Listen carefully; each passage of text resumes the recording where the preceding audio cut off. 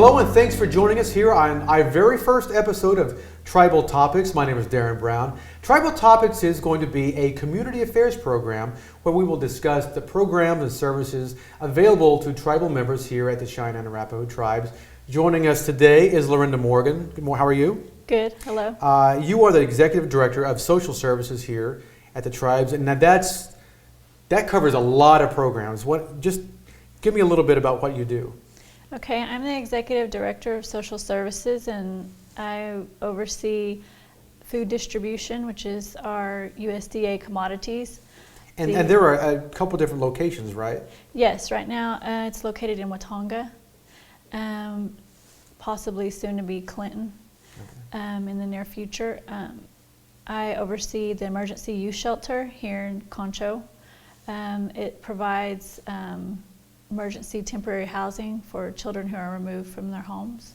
I oversee domestic violence program, which is a program for individuals who have been victims of domestic violence seeking assistance from the tribes.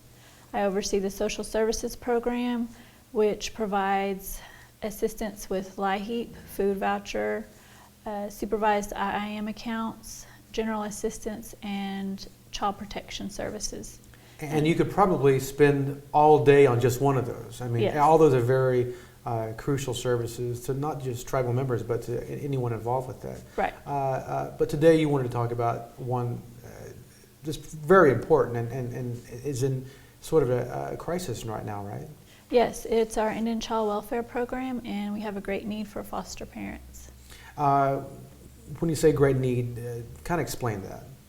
Well, our Indian Child Welfare Program is established to provide services to tribal members for whose children have been taken away and put in foster placement. Our services are for case management. We assist tribal members in keeping their children in native foster homes. And you talk about a need. I know that you may not have specific numbers, but are we talking hundreds of children that are in need of placement? Yes, right now our caseloads are at least 200 in our program. We have 9 staff members who share in tribal and state cases. Mm-hmm. We work with the Attorney General's office of the tribe. And say we have 200 children. I'm assuming that you don't have 200 foster families. That's why we're here talking about this. Right. I mean, of what percentage of that 200 do you think? Do you have foster families willing to help out? At this point, right now, we are very low on our numbers for foster parents. We have maybe, I would say, 5% at this point in time that are dependable, that if we call them up right now, they're available for emergency foster parenting. And those are probably the kinds of folks that have been doing it for years, and they're always there. Right. Why do you think that number is so low? I think it has to do with the economy, possibly, or maybe the information is just not out there that we have this need for foster parents. We have a large tribal community here in western Oklahoma, and we have a lot of tribal members, but we also have a lot of tribal children who are removed from homes that need to be placed in elsewhere for safety. You mentioned the economy. I don't know how long you've been overseeing this program, but have you, in the years that you've done it, have you seen the numbers go up and down with the economy? I've been here approximately a year. So in the time that I've been here, I know that the economy has fluctuated, but our tribal people are still in need of jobs. There's high unemployment. They need assistance from the tribes and from other resources just to make it in daily life. And I think the point you want to make, though, is like you don't. We were talking earlier, is that you don't have to live in a mansion to do this. Right. And there is some help that's available if you do adopt foster children. Yes. I can't be I can't imagine it's,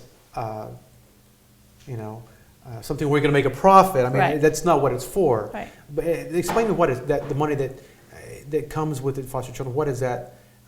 What is it? Is it earmarked It's for just something? supplemental. You can't get rich off, being a foster parent, obviously, but the homes that we're looking for just need to provide the basic needs and of shelter, a safe place for the children to be secure, food, love, and safety, stability. You don't have to live in a mansion or have, 3 cars or, a big home. You just have to be able to provide the basic needs of a child. And when these children that we're talking about, I mean, they come from just, a variety of situations. And I'm sure that there are some that, situations that, will break your heart. And, Mm-hmm. but I mean, it just runs the whole spectrum there, I'm guessing. Yes. Some of the children that are in need of foster homes, they have come from homes where they've been neglected. They've undergone physical, mental, sexual abuse. They do have behavioral issues, and they need stability. They need care and safety, and they'll be going through a time where they'll have to deal with the loss of being away from their family, their homes. So they need a caring and a compassionate person or parents, a family, to help them through that time. So I'm guessing there are some behavioral issues as well. Yes.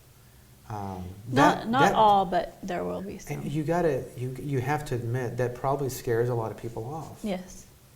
But, like we have been working with the Clinton Service Unit, with the CEO, Captain Clellan, the Cheyenne and Arapaho Tribes Social Services Program has established a Stephanie Dodge initiative to assist the tribes in addressing these issues. Now, once we receive a child that has been removed from the home for whatever reason, the Clinton Service Unit has established this memorandum of agreement to where our tribal children, if they have this need, they'll be kind of expedited in the, the services, medical services unit there at the Clinton, or in the Indian Health Service, to where they'll receive services, up front. So what you're saying is if there are some sort of health and or behavioral issues Yes. with a foster child that you take in, there is help from the tribe. That Yes. you're just not just like, here's this kid, deal Right. with it. Right. It's to put it bluntly, but that's what people might think. Yes. No, we have foster parent training. Of course, to be a foster parent, you go through, training. We have a foster care caseworker, Jeffrey Elizondo, and he has more information about, the foster parent trainings. We have the support of the Clinton Service Unit in our area. We have medical providers. We have a pediatrician that has been specifically, I guess you could say, put in place to help our child protection and our Indian child welfare programs. And of course, they provide the behavioral health services there at the El Reno, Watonga, or Clinton Indian Health Centers. You were talking about Native children in need of families, but the emphasis is to finding Native families. Right. And we're talking, these kids are from they're not CNA kids only, right? No. We do get referrals from DHS, the tribal liaison, when they're seeking foster homes for other tribal children. They could be Choctaw, Kiowa, Creek, any other tribe. They send referrals to see if we have any foster parents who would be willing to take on these children. So anybody that is interested, even other tribes, are welcome to come and do a foster care application in our program. And so we're talking about Indian child welfare. And this is something that's not been on the books for a long time. Since the Indian child Welfare Act was in the 70s, right? Yeah, 1978. And what exactly how did that change things? Well, at that time, there was a large percentage of Native children who were being removed from their homes. They were being placed in non-Native foster homes. At that time, I believe the president was Jimmy Carter, and he was the one that passed the Indian Child Welfare Act. At that time, there was a movement going on in the Native communities, I guess, to reconcile the Indian children with their heritage. As you know, in that era, I believe it was in 1955 that the IHS was established. And then I believe it was later in the 1950s that the Bureau of Indian Affairs went and kind of took more active role in the tribal communities and services. So during that time, it was important to make sure that the cultural identity was not lost for these children that were being placed in these foster homes. And I guess there was a real possibility, and then there always is a possibility. I mean, if you're removed from your home, it probably doesn't matter what your origin is. I mean, Right. be it Native, be it African American or Asian. I would assume that if you're pulled out of that family and you're placed somewhere else that doesn't place the same value on the origins you came from, Right. how can you help but lose? But not how can you help but lose something? Right. And I guess that's what the emphasis was back then. Yes. The importance of placing those children in Native homes was to help them keep their cultural ways and their identity. Because sometimes when they were, the children would come possibly from a traditional home, a home where they would celebrate, the Sundance yearly, or they would go to SWET's, Native American Church peyote meetings, possibly powwow dance. So keeping the children at least in homes that exercise these cultural ways could kind of help the children to continue on. Instead of placing them in a non-tribal home where they would completely, lose those values. And so it's important that the children maintain, their heritage and their culture and their identity of who they are. We talk about there's such a need here. Now, this isn't closed to only Native families, is it? No.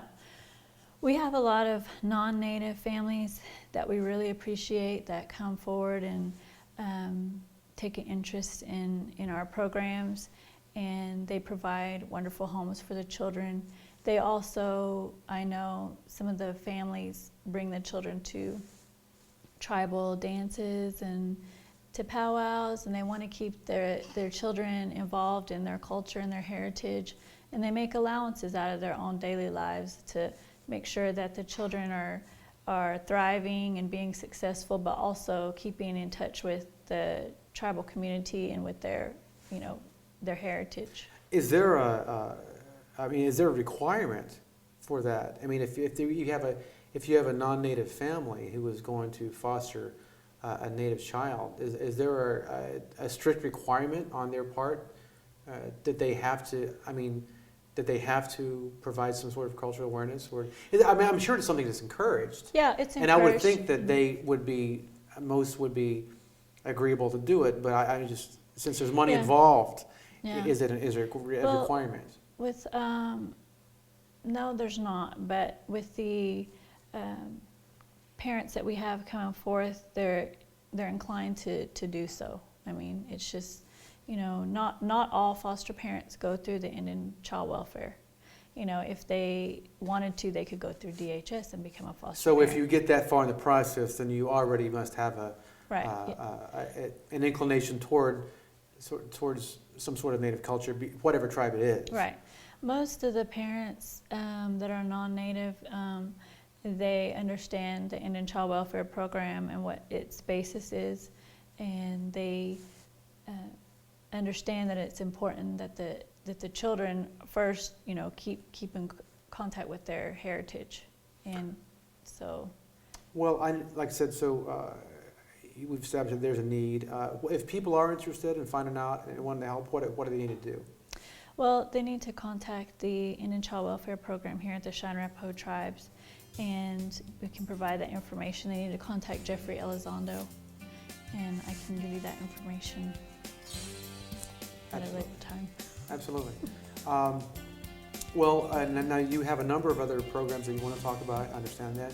But we're going to take a short break here, and when we come back, we're going to discuss more social services here on Tribal Topics. Hey, my name is Chesuke Spencer. I know both reservation and city life, but I can tell you, as Native Americans, there are challenges in both worlds. I'm also a recovering addict alcoholic. I know from firsthand that these things can take your soul and your life. And I lived in darkness for a long time, but it was my choice. My name is Chris. I'm a senior. What do I do for fun? I don't know, play racing games, I guess. It actually gets pretty intense. My friends and I all race against each other. My mom hates video games. She says, video games will rot your brain, Christopher.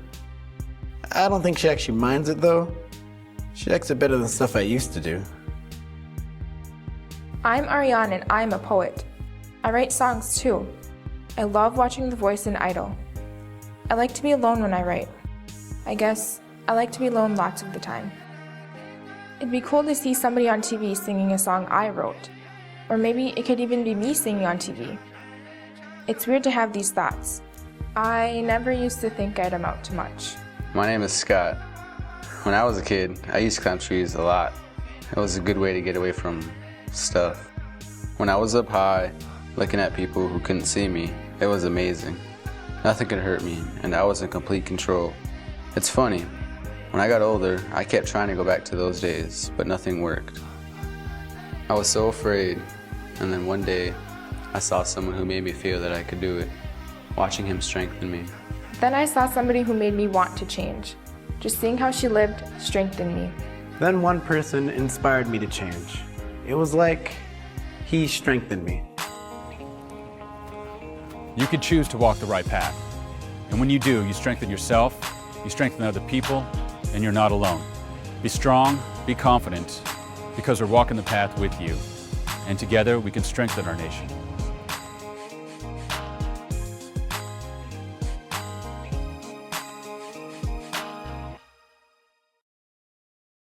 I don't know what's in second or third place in most people's lives, but I know what's in first, our children. Native American youth are the most at-risk population in this country. And that's why I created the Center for Native American Youth. We are working with tribes and families to improve the lives of Native American children, and most of all, promote hope. We focus on preventing teen suicide and shining a light on the challenges Native youth face. Please help us build better opportunities for Native American children. Visit our website.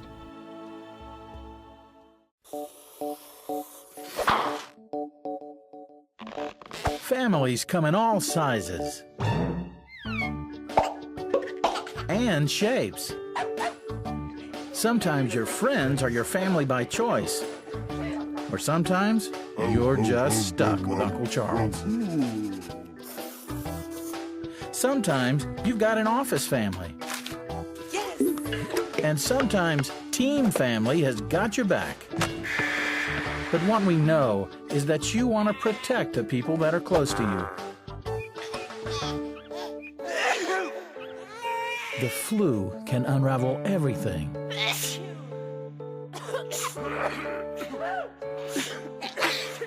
Your flu vaccine protects you and your family. No matter what draws your family together, protect yourself. Protect your family. Everyone needs a flu vaccine. Welcome back to Tribal Topics, back here today with LaRenda Morgan, the Executive Director of Social Services here at the Cheyenne and Arapaho Tribes. The last segment we talked about Indian child welfare and the need for foster parents here, not just CNA tribal members, but for foster parents who are willing to take in Native children, who are willing to provide that cultural awareness for kids who may have been, in some cases, literally yanked from a situation where they were involved in powwows and things like that. When we talk about social services here, we could talk about any number of programs all day long. We could do 15 shows on the stuff, the program and services that you're involved with. But I know that you wanted to talk about child protection, which really is a kind of a precursor to what we just discussed, child welfare. Right.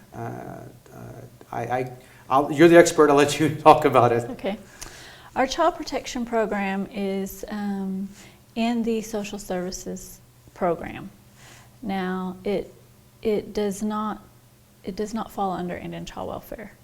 Child protection is the first step in investigations of child abuse, neglect, and the child protection worker, caseworker, does investigations on trust land. If we get reports of any child abuse or neglect on state land, we do referrals we contact DHS. Our jurisdiction is for trust land or tribal lands only. So is that basically the tribal service area, like from here out west? Yes. Okay, and that's a huge area in itself. Yes. I mean, how many people? We only have one caseworker that works with we work very closely with the BIA police, law enforcement, and they're really great in assisting us. And an example of what could happen is, our office would receive a call, a report of possible abuse or neglect. The caseworker would take the report and she would contact the BIA law enforcement. They would set a time to meet to go do a child welfare check at the home and do an investigation. Upon the results of the investigation, whether or not the child is in danger, then the caseworker would at that time notify the Attorney General for the tribe. If the child was in danger, the child would be removed and possibly either placed in an emergency foster home or the emergency youth shelter here at Concho. And I know that you wanted to clarify, kind of what child protection does. You're just like it says, the service there, child protection, is focused on the child.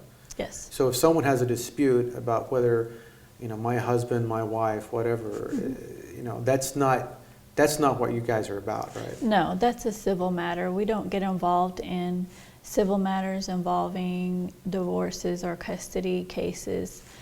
A lot of times people call and want us to assist them in, their battles with child custody, but that's not our place and that's not the basis of the program. The program is there to provide services to those children who are in need, who are being abused or neglected in our service area. So unless the child is, being in some way sexually, physically, or mentally abused or neglected, there would be no reason for us to be involved in any case. And now that's a tribal program, correct? Right. Okay. But I'm assuming you've got a lot of federal overlap as well? Well, yes. The Indian Child Welfare and the social services programs, which the child protection falls under, are BIA federally funded programs. So with that, we have federal guidelines and regulations that we have to follow. In the child protection program, we follow the CFR, the BIA CFR. We follow the Indian Child Welfare Act, and we follow the Memorandum of Agreement between the U.S. Attorney General's Office on Jurisdiction. So we do have very strict guidelines that we have to follow in order to maintain services and to be in compliance in our program. So, as someone who's in charge of that program, that's a lot of acronyms that are thrown out there, and it's just that sounds like a lot of paperwork and a lot of yes. hoops to jump through. But when you're talking about someone who's either fighting to get their child back, or something like that. I mean, I can only imagine how confusing that is, working through you guys. Right. Well, if the parent, and nobody's perfect, unfortunately they have to go through this process. The tribe is very supportive of assisting them in, we have a lot of times children are taken away because of, their parents are involved in alcoholism, drugs, or those type of things. I know the tribe has a George Hawkins Treatment Center. The tribe is supportive of those that are, recovering or seeking assistance. And, we are supportive of our tribal members, but we also have to look at the best interest of the child, because, our children are very important, and that's the basis of this program is child protection. So oftentimes, although we feel sorry and, we wish that, tribal members and parents didn't have to go through these type of situations, we also have to look at what's best for the children, because they don't have a voice and they don't have anyone to advocate for their best interest. So that's what our, caseworker in our position is, to provide advocacy for that child. When you talk about child protection, it's the whole. I guess the whole idea. I mean, initially, the idea is to get them reunited with the family unit back together. Yeah. But so many times, as you realize, you well know, it's like that's just not possible. Right. How do you, when that's happening, what are the options? Well, a lot of times, if the child is deemed, that it's going to be removed, then the process is that the case will be adjudicated out of child protection. Then it will move over into Indian Child Welfare, where they will find a foster care placement for the child. So at that point, when all the court actions are done and the child is going to be placed in a foster care setting, then that's when the case moves to Indian Child Welfare, and then the parents work with the Indian Child Welfare caseworkers on a case management and a plan for reunification for their children, if it's seen fit. No. That's just, like I said, we could talk regulations and basically hoops you have to jump through and stuff like that all day. For the people who are watching and who don't know much about social services here at the tribes, what do you want to tell people? If someone is in a situation and then maybe they never had to deal with, maybe they're in a new relationship where there is abuse and they've got something like that. What are the steps they've got to do to get things rolling? Okay, if anyone is subjected to abuse, they need to seek help, because they don't want to put their children in harm's way. And if they do feel like they need help, they can always call the domestic violence program. They can call the BIA law enforcement or city police. It's the first thing to do if they are being abused. So the message there is that you can't sit around. You have to get something. Whether you may not like the eventual consequences, but you have to make life better for yourself and your child. Right. Well, LaRenda, thanks for being on the show today, and I'm sure we will have you back because when you talk about these programs and services, there are a number of them, and 30 minutes is not even enough time to really get into them. But we want to thank you for being here on our very first show right here on Tribal Topics, and we hope to bring you the second episode of Tribal Topics very soon right here on Cheyenne and Arapaho TV. Thanks for joining us.